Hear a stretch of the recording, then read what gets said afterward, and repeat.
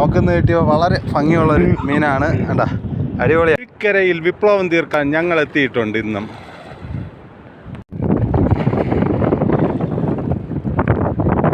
Hello മച്ചാന്മാരെ, ഇന്ന് വലയെറിയാണ്. വലയിൽ എന്തെങ്കിലുമൊക്കെ കിട്ടുമെന്ന് നോക്കാം. അടിപൊളി. ഫസ്റ്റ് വലയിൽ തന്നെ നിറച്ച് മീനുണ്ടെന്ന് തോന്നുന്നു. വലയെറിയൽ നടക്കുന്നു.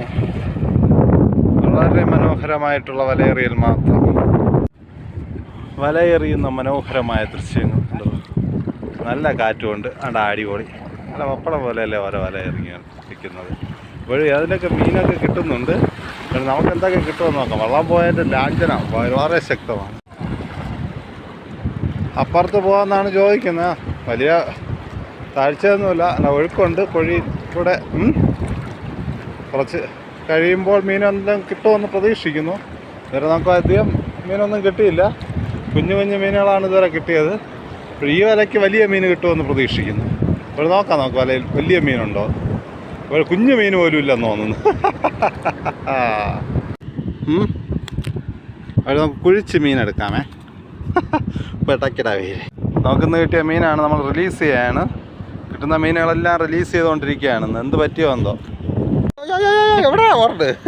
ഹലോ മച്ചാന്മാരെ, ആഴക്കടലിലെ മീൻപിടുത്തം കാണാം നമുക്ക്. അങ്ങനെ വല ഇറങ്ങിയിട്ടുണ്ട്. ഇവിടെ നോക്കാം എങ്ങനെയാണെന്ന്.